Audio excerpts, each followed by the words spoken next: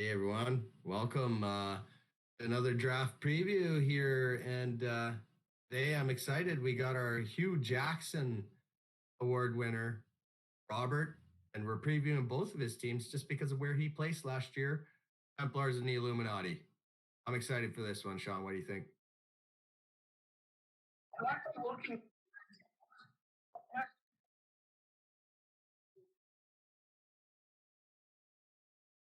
Yeah, me too.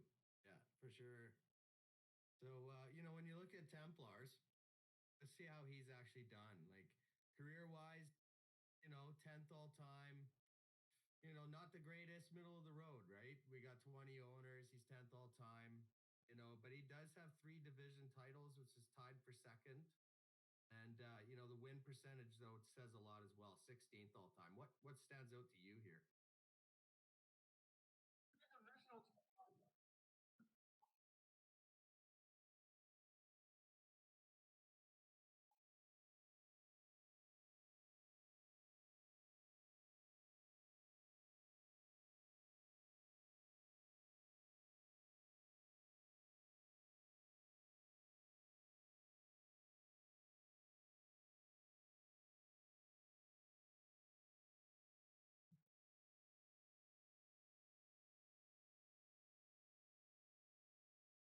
Totally. Another thing that stands out here for me for Templars is 0 and 3 in the playoffs. So, yeah, he's made the playoffs 3 seasons, and by the way, Robert hasn't made the playoffs now for 3 straight seasons. So, you might as well just donate your money to the pool because that's all you're doing for the last 3 seasons.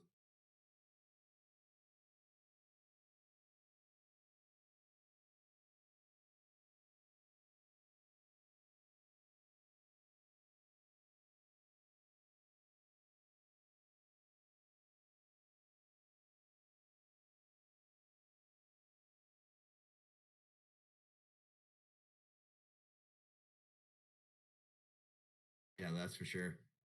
So how did Robert do last year? Well, second to last. His best finish ever was in 2016. That feels like ancient, history. And it was a seventh place finish. So, it's not that Robert hasn't had success. He's made the playoffs, but 19th last year. Obviously, it's got to be a rebuilding year.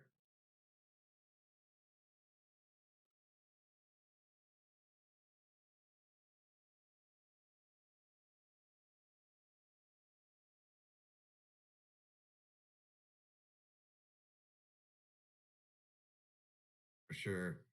So yeah, looking at the schedule here, the ones that I stand out to me, of course, and I'll save the one for you, but obviously divisional opponents, 1 and 5 versus Deuce. I mean, that's horrible. 0 and 3 versus Mitch.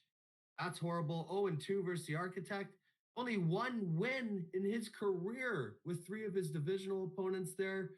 And also facing Storm this year, who he's 1 and 5 against. What's your thoughts on the schedule?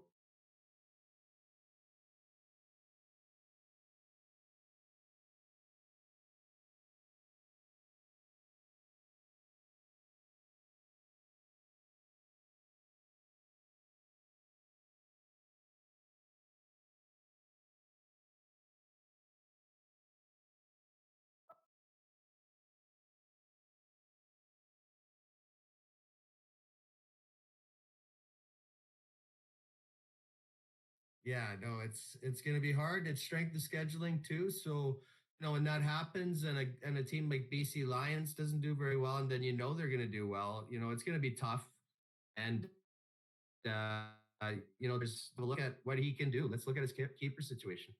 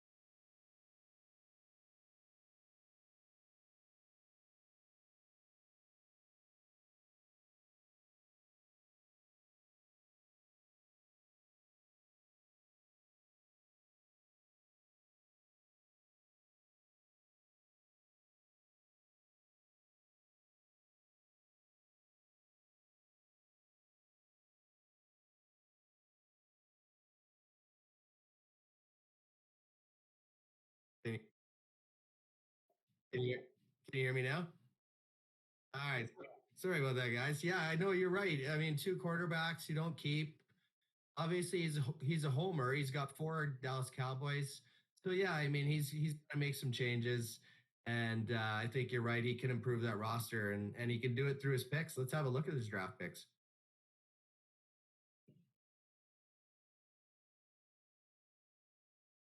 No worries.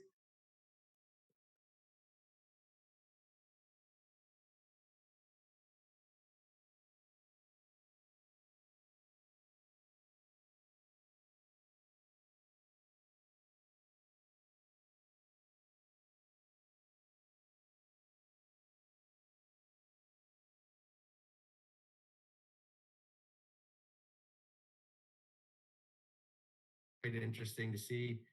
But he does have the draft capital to get something done. There's no doubt about that. And I think this storm is hitting both of us here, man.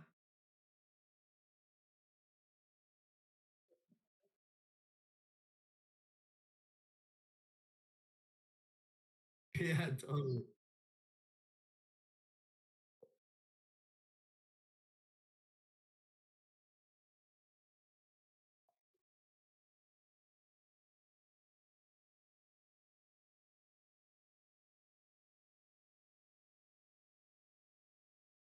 Yeah, Robert's got everything he has to have a good year. I mean, one thing to say about this year is he didn't finish dead last. That was Christian True North, and it just went to show you that anybody can finish dead last if Christian True North can.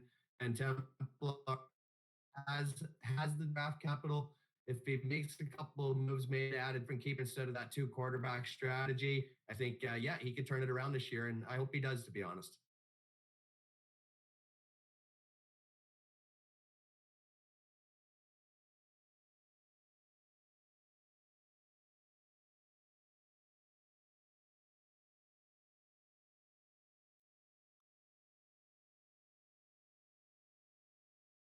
Yep. The Hugh Jackson Award was true, tried and true. Only one win in both formats last year. Just like Hugh Jackson had one win for the Browns in two full seasons. And Robert was able to accomplish that in one season. So the perfect season in Dynasty 0 and 13. And I'm sure he's quite proud to hold that award from last year.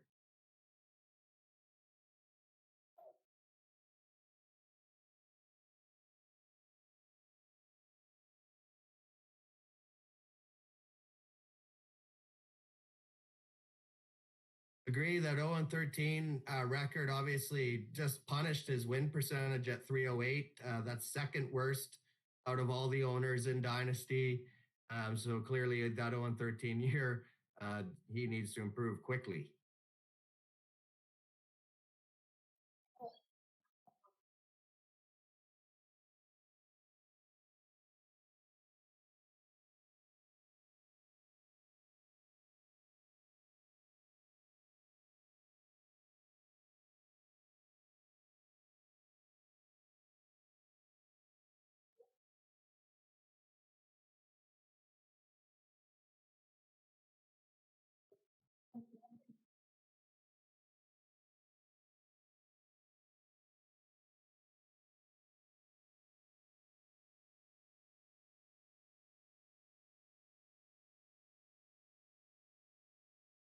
Yeah, I don't. I mean, when I look at his roster, I'm going to be honest. I think he's got one of the worst rosters in Dynasty, and I don't see that much upside. I mean, only Watkins and Jefferson are really as decent receivers. I mean, there's teams in Dynasty that have five, six decent receivers. He's only got Brady, who's going to retire soon, and when I look at his IDPs, I don't think they're that strong, to be honest. When I look at his linebacking group, I don't see anyone there that's really giving me the creeps, so to speak.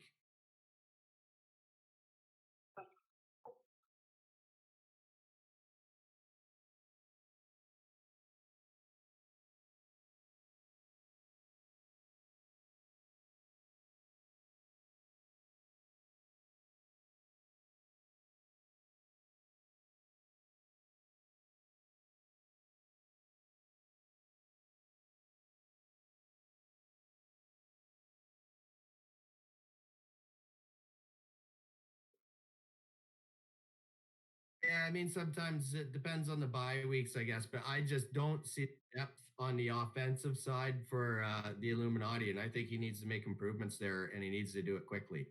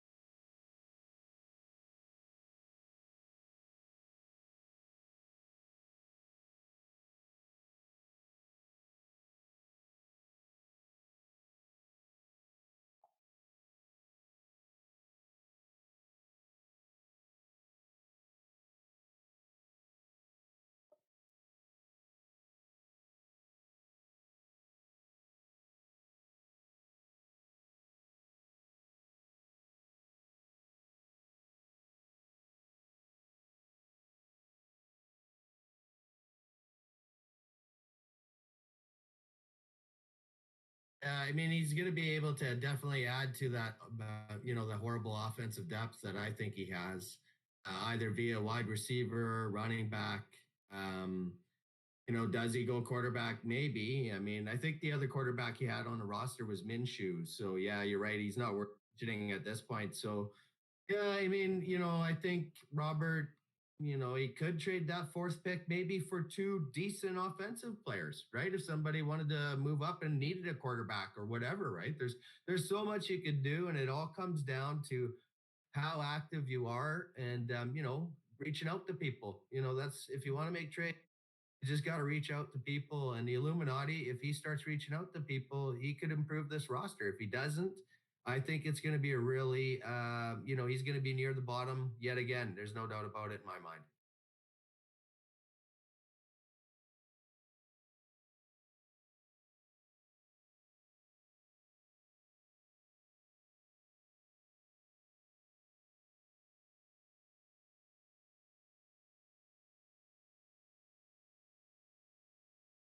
Yeah, you could be right. Hard to say. When Tampa Bay's on the bye, Brady and Fournette will be out of his lineup, right? So, yeah, it'll be interesting, but I don't see it be going well for Robert in Dynasty as I do him seeing a turnaround in the LOC. All right. Well, this was great for another draft preview. I'm looking forward to bringing another one to you next week with the co here. And we'll definitely. Oh, oh, right. Right. You're off. You're off. And then we're back 2 weeks from now. All right. So 2 weeks from now, we'll make sure we do an LOC preview and Dynasty. We'll put it on the chat for you guys. And I hope you're enjoying these draft previews. All right. See you later, man.